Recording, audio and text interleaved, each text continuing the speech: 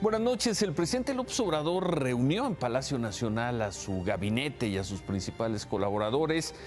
Había anunciado que en la reunión iban a revisar un programa, un plan de austeridad para hacer más recortes al gasto público y, bueno, para pasar de la austeridad a la pobreza franciscana. Antes de ver en qué consistió, veamos cómo llegaron algunos de los funcionarios a esa reunión en Palacio Nacional. La secretaria María Luisa Albores llegó en una Nissan X-Trail, en una camioneta muy ad hoc para un evento sobre pobreza franciscana. Bien, digamos que un coche popular. Lo mismo la secretaria del Trabajo, Luisa María Alcalde, también en una Nissan X-Trail. A un grado arriba, Adán Augusto López, el secretario de Gobernación, en su camioneta Gran Cherokee. No sabemos si blindada o no, pero llegó en su Cherokee el secretario de Gobernación, Marcelo Ebrard, un punto arriba, en una camioneta grande Suburban, y además Ebrard sí llega a Palacio Nacional, como vemos ahí, con su escolta. Manuel Bartlett, ¿será que siempre viaja o desde que es titular de la Comisión Federal de Electricidad viaja en un Kia? ¿O solo lo lleva a los eventos franciscanos a Palacio Nacional? Raquel Buenrostro, la titular del SAT, llegó en una camioneta Tahoe, en una camioneta Chevrolet. Algunos de los funcionarios que estuvieron hoy en Palacio Nacional no se dieron mayores detalles de la reunión. El presidente López Obrador tuiteó: nos reunimos con integrantes del gabinete responsables de programas para el bienestar y de obras estratégicas, evaluamos el avance y analizamos los desafíos. También reafirmamos el compromiso de seguir trabajando con intensidad, profesionalismo, honestidad y en beneficio de nuestro único amor, que es el pueblo de México. Este equipo es excepcional, todas y todos tienen convicciones y son auténticos servidores públicos. Bueno, por cierto, anoche presentamos esta imagen de la llegada, dentro de las imágenes de la llegada de algunos de los empresarios que ayer asistieron a Palacio Nacional a una cena que ofreció el presidente López Obrador. Buenas tardes, ¿cómo están? ¿Ya listos para la reunión con el presidente? Don Miguel. ¿Cómo están? Don Miguel.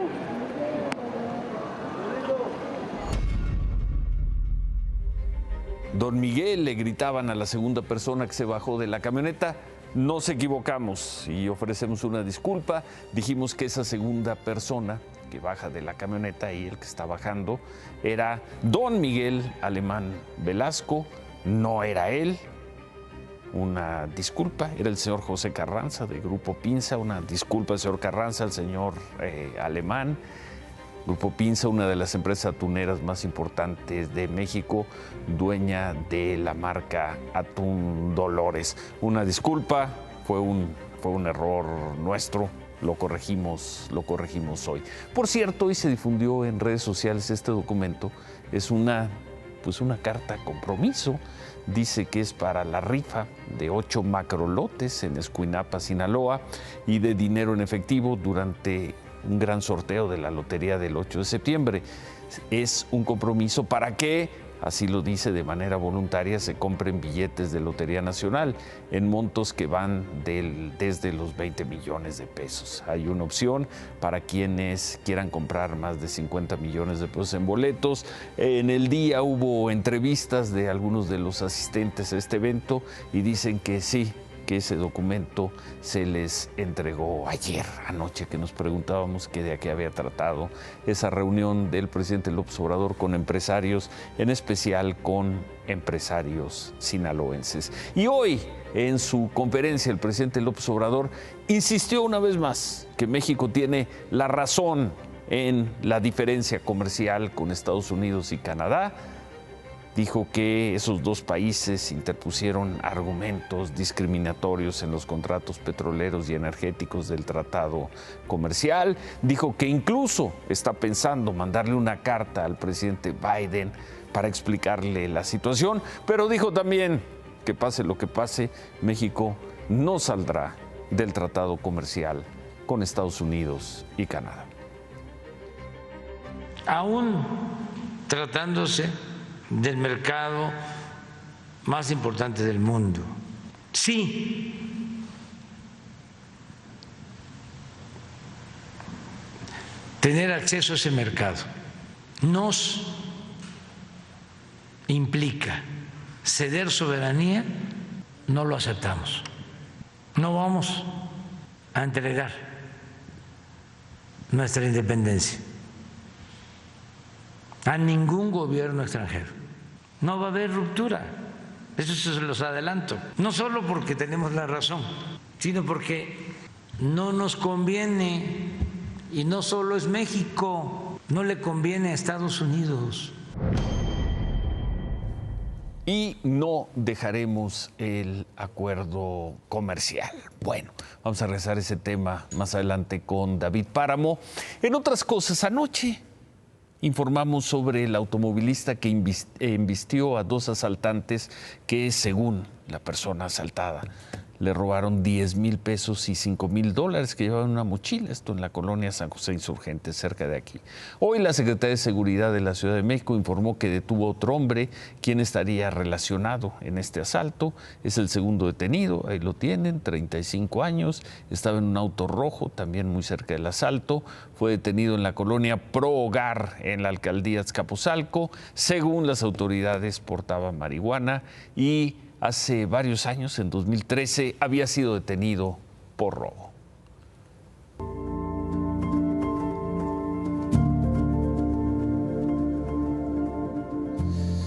Hace 2 semanas, bueno, mañana se cumplirán 2 semanas de que fue detenido Rafael Caro Quintero, el mítico, el legendario Rafael Caro Quintero, en un poblado del municipio de Choy, en Sinaloa. De inmediato sus abogados tramitaron los amparos para evitar que procediera la extradición a Estados Unidos. Y hoy la Fiscalía General de la República impugnó la suspensión para evitar que por lo pronto evita que Caro Quintero sea extraditado. En Estados Unidos, una corte en Los Ángeles lo reclama por el asesinato del agente de la DEA, Enrique Camarena, un asesinato que se dio en 1985. La Fiscalía General de la República impugna el recurso que han manejado los abogados de Caro Quintero para que no se lo lleven a Estados Unidos. Bueno, lo detuvieron hace 2 semanas. Hay que recordar que no hace mucho el presidente López Obrador decía que detener a las grandes cabezas de los grupos criminales no era el objetivo. Vimos que detuvieron a Caro Quintero hace 2 semanas y hoy quizá no sean del mismo nivel, pero sí son 2 personajes que desde hace al menos 10 años mantienen el terror, la violencia en la zona de Tierra Caliente entre el Estado de México y Guerrero. Es el caso de los hermanos conocidos como el Pez y el Fresa, muy famosos en esa región. El dominio de sus actividades, ahí lo estamos viendo, va de Valle de Bravo, Ixtapan de la Sal, Tlatlaya, que recordar los hechos de 2014, eso en el Estado de México, pero se extiende en Arcelia, a Juchitlán del Progreso, a San Miguel Totolapan, en la Sierra de Guerrero. Bueno, pues parece que las fuerzas federales mexicanas van ahora por estos 2 hermanos, el Pez y el Fresa, los hermanos Hurtado o Lascuaga.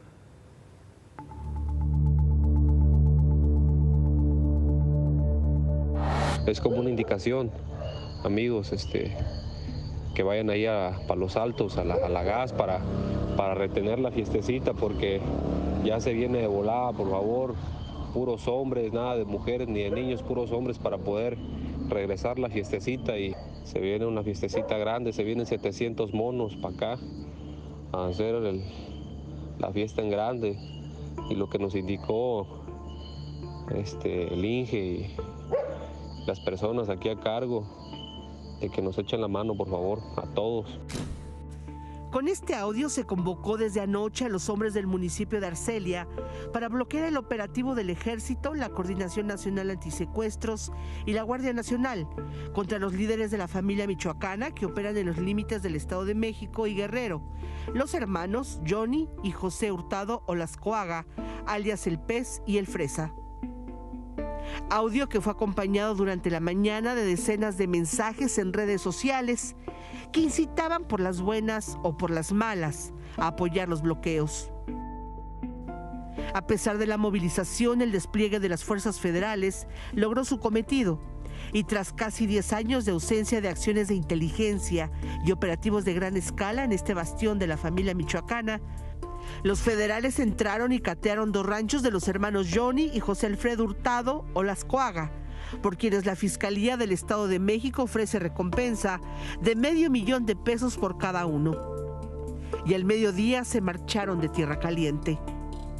Para entonces los bloqueos en la carretera de Ciudad Altamirano a Iguala y municipios colindantes continuaban de manera intermitente, así como los llamados a salir a cercar el paso del operativo de seguridad. Para que nos apoyen el bloqueo que se está dando en la comunidad de Palos Altos, específicamente el camino que va al entronque al Estado de México en la gasolinería. 10 años iban por estos hermanos. ¿Cuántas veces muchas personas víctimas habían dicho, si están ubicados y siguen en esta región, si han causado tanto dolor, ¿por qué no hay un operativo para dar con ellos?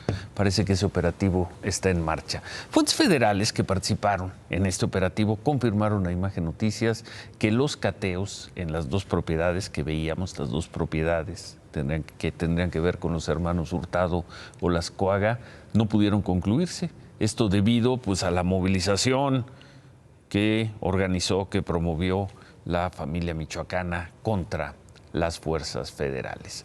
Dos elementos de investigación de la Fiscalía de Guanajuato resultaron heridos luego de la explosión de un artefacto en una casa donde investigaban el hallazgo de un cuerpo desmembrado. Esto ocurrió cerca de las 7 de la noche cuando estos elementos llegaban al lugar. Cuerpo desmembrado en bolsas negras que dejaron el interior de una vivienda. Aquí miren, aquí se va, ahí donde están, le voy a dar el acercamiento, ahí exactamente, miren, en esa vivienda,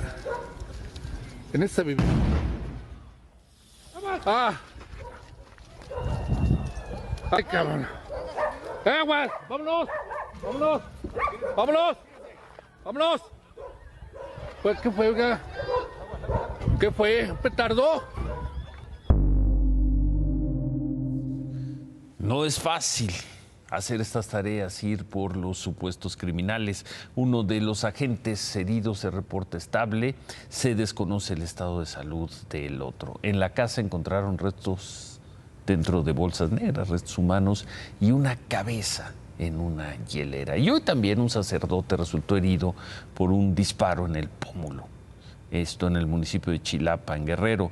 De acuerdo con la diócesis de Chilpancingo, no fue un ataque directo. El padre Felipe Vélez iba en su vehículo rumbo a Chilpancingo cuando se encontró con un fuego cruzado. El padre se encuentra hospitalizado y lo reportan fuera de peligro. Esta noche la Conferencia del Episcopado Mexicano lamentó el ataque y lo calificó como estos terribles hechos violentos que vivimos en México. Claudia, buenas noches. Ciro, buenas noches. Pues precisamente sobre la violencia contra los sacerdotes en México también habló Ken Salazar. Te habló y dijo que sí hay algunos casos. Así es, pero y que esperan que no. las autoridades mexicanas sean pero otra vez más firmes confiando en la autoridad. Así es. Y sobre el caso de Luz Raquel Ciro, quien fue quemada viva en Zapopan, Jalisco, el 16 de julio, hoy el gobernador del estado, Enrique Alfaro, aseguró confiar en que la investigación exponga la verdad por encima de cualquier agenda, principalmente, así lo dijo, principalmente la política.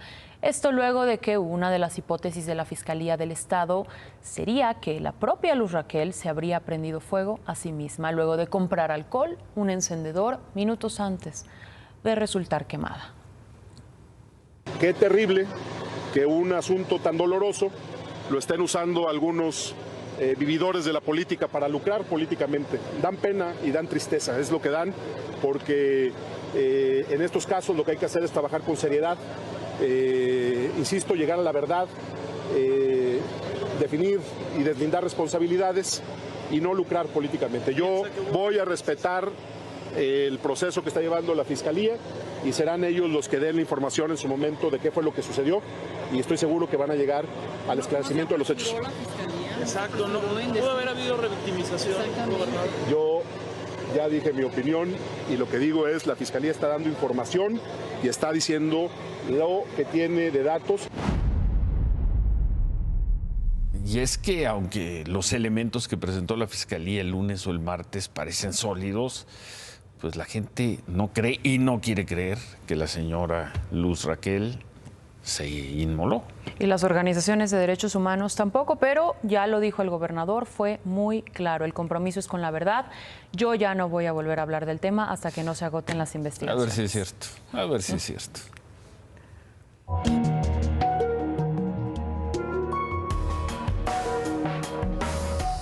Bueno, y no para, ahora sí que no para de llover para el Aeropuerto Internacional de la Ciudad de México. Hoy se informó que los trabajos de reparación de una de las pistas, que apenas a principio de semana se habían anunciado que comenzarían y terminarían esta misma semana, bueno, hoy se anunció que esos trabajos van a continuar hasta diciembre.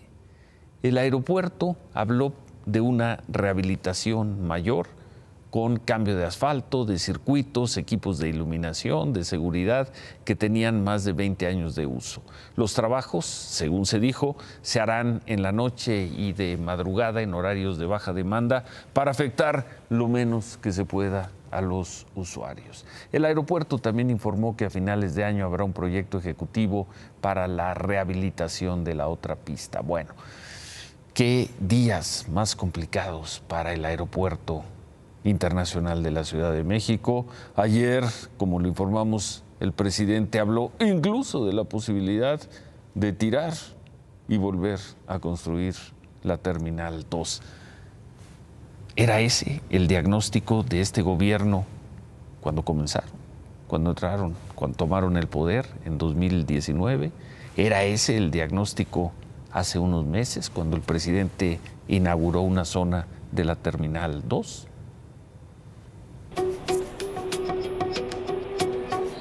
Cada mes, cerca de 1,5 millones de pasajeros en promedio utilizan la Terminal 2 del Aeropuerto de la Ciudad de México. Pasajeros que usan los servicios principalmente de Aeroméxico. Inaugurada en 2007, la T2 fue presentada entonces como la primera terminal de América Latina por sus capacidades.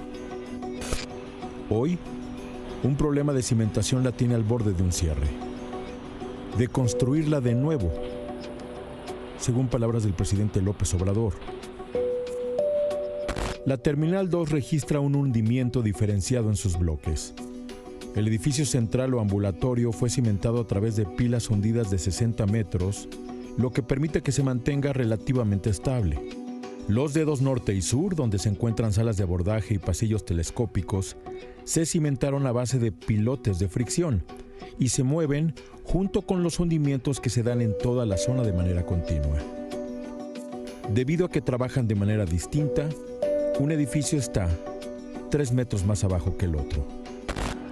La diferencia se cubrió primero con escaleras, ahora con escaleras y rampas que no existían hace unos años como estas, las que conectan el área de bandas de equipaje en llegadas nacionales con la salida a la zona ambulatoria y la glorieta de los taxis. El problema no ha sido atendido, a pesar de que las autoridades lo conocían desde el 2019. Sobre el actual aeropuerto de la Ciudad de México, ¿hay un buen avance en qué, Gerardo? Pues mira, se anunció 3,000 millones de pesos. Se ha anunciado la rehabilitación de todos los baños. los estudios preliminares de los hundimientos diferenciales en la T1, en la T2. O sea, hay actividad intensa de retomar el mantenimiento que no se dio oportunamente. Pero el mantenimiento no se retomó, al menos no en este tema. En julio del 2020, el presidente López Obrador inauguró la extensión de la T2. No habló del problema ni anunció una intervención. El 3 de mayo volvimos a hacer la pregunta: ¿qué le urge al aeropuerto? Los arreglos así por prioridad son pistas. A la pista se tiene que hacer varios arreglos. Las calles de rodaje, que también están muy en malas condiciones. La Terminal 2, sus pilotes, toda su situación. De diciembre de 2018 a julio de 2022, 4 personajes han pasado por la dirección del Benito Juárez. 4. Hoy le toca a un marino en retiro, Carlos Vázquez Tiscareño. ¿Cuál es el plan del nuevo director? ¿Por dónde comenzará a tratar la peor crisis del muy crítico aeropuerto de la Ciudad de México?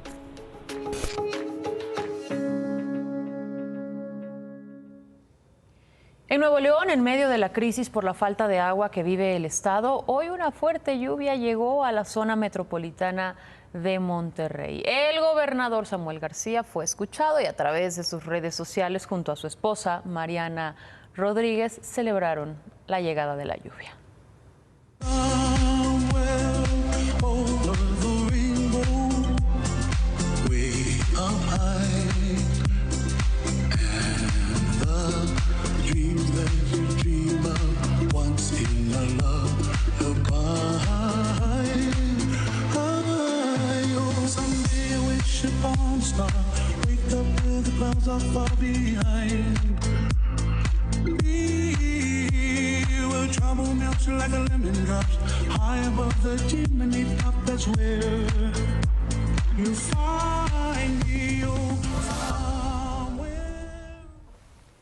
Eso en Nuevo León. En Tabasco, unas 600,000 personas están siendo afectadas por la falta de agua debido a una fuga de combustible. Esta fuga ocurrió en el municipio de Pichucalco, Chiapas, debido a actos vandálicos en ductos de Pemex, lo que contaminó los ríos Mezcalapa y Carrizal. 4 plantas potabilizadoras tuvieron que cerrar operaciones en Tabasco, aunque se denunció que la fuga fue reportada hace ya varios meses. Nunca se atendió hasta ahora que la mancha del combustible afectó los ríos. En otras cosas, la organización Causa Común presentó su análisis de las cifras de delitos y víctimas reportadas por el Secretariado Ejecutivo del Sistema Nacional de Seguridad Pública. Destacamos uno de los delitos que tuvo un incremento: la trata de personas. De enero a junio, es decir, en la primera mitad de este año, este delito aumentó un 24%. Esto con respecto al mismo periodo del año pasado. Van hasta junio 494 víctimas de trata. ¿Cuántas de esas personas víctimas de trata serán migrantes? Esto lo decimos por historias como esta que tuvo lugar anoche. 94 migrantes fueron rescatados en la carretera Acayucan-Sayula de Alemán en Veracruz. Los dejaron abandonados en la caja de un tráiler. El director de atención a migrantes de Veracruz, Carlos Escalante, dijo que en el tráiler iban casi 400 personas. Los migrantes consiguieron abrir la caja del tráiler y la mayoría logró escapar. Pero estos 94 migrantes que encontraron recibieron atención médica. Estas 94 personas ya están bajo resguardo del Instituto Nacional de Migración.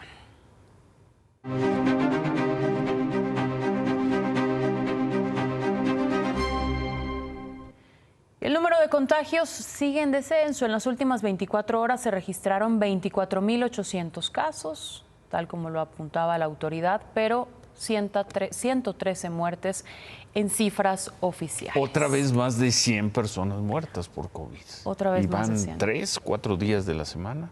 Y la semana pasada también fue así. Gracias, Claudia. Gracias a ti, Ciro. Hoy, antes de irme, terminó ya el famoso evento Colombia Moda 2022 en Medellín. ¿Y llegaron los poblanos que faltaban? No. Representado por el gobierno de Puebla a medias, Ciro, porque permanecieron las mismas ¿Son imágenes 4. de hoy? Así ya es. Los stands pues medio llenos, medio vacíos. Las mismas 4 de las 8 empresas textiles que prometían ahí llegar ya está a Medellín. vacío, ahí ya han de haber quitado todo, ese ya es el final. Eso ya fue al cierre. Nos dicen, cada una de las empresas tuvo que absorber los gastos de vuelos, alimentación, hospedaje, bajo la promesa de que el lunes el gobierno de Puebla, a través de la Secretaría de Economía, les devolvería el dinero. Pero así estuvo en su mejor momento. Así estuvo el día de hoy, estuvo. antes del cierre. Bueno. Antes de lo que veíamos en pantalla. Gracias, Claudia. Gracias. Gracias a ti, Ciro. Buenas noches. Y pues había dicho David Páramo que esto era un botón de muestra de cómo pues no se hacen bien las cosas. No sé si esto tenga que ver con la austeridad. A ver, dinos, David.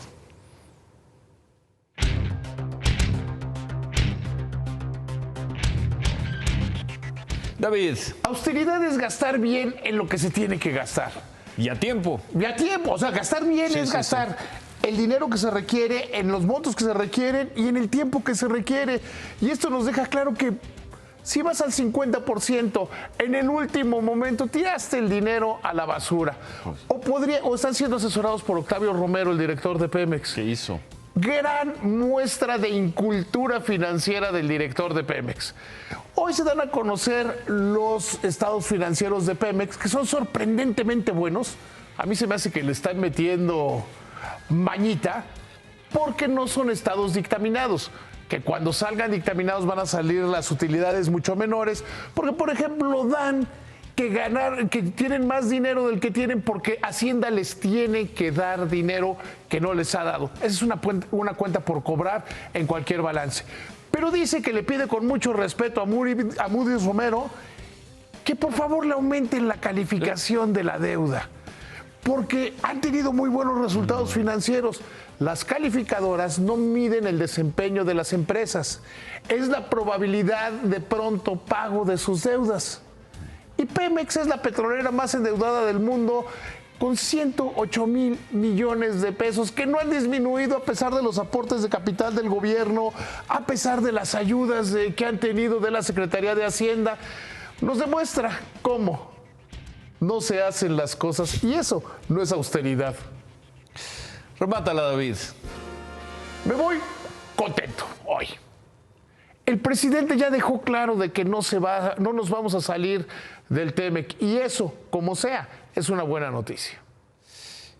Bueno, y regresamos, ya que hablábamos de migrantes y todos los dramas, las tragedias. ¿Quién fuera Dani Alves para recibir un trato así de parte del Instituto Nacional de Migración? Dani Alves, el futbolista de los Pumas, el equipo de Claudia Sheinbaum, de Marcelo Ebrard y también de la UNAM. Regresamos con eso y con qué más, Javier.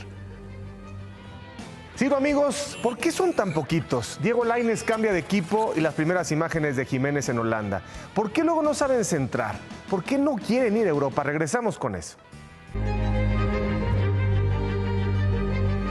En la vieja cultura política mexicana se usaba la frase todos somos iguales, pero unos más que otros. ¿Quién fuera Dani Alves para recibir un trato así de las autoridades mexicanas de migración? Al menos desde octubre de 2018 hemos presentado aquí los dramas, muchas veces tragedias de guatemaltecos, hondureños, salvadoreños, cubanos, venezolanos que llegan y cruzan o tratan de cruzar el territorio mexicano. Es cierto que Dani Alves viene con empleo y contrato para jugar ni más ni menos que con los Pumas, el equipo de la UNAM y de Claudia Sheinbaum y de Marcelo Ebrard. ¿Quién fuera Dani Alves? Hoy se supo que apenas el lunes tramitó su visa desde Guatemala. Ayer debutó en su trabajo de futbolista y hoy fue al Instituto Nacional de Migración para recibir la tarjeta que lo acredita como residente en el país. Pues de ahí la sonrisa. Como remate, el Instituto Nacional de Migración difundió en sus redes sociales: bienvenido Dani Alves, ahora, además de ser integrante de los Pumas, formas parte de la comunidad extranjera que eligió México para trabajar. Sí, los extranjeros son iguales en México, pero unos más que otros. Se quedan con ¿Qué importa? Gracias, buenas noches, ánimo.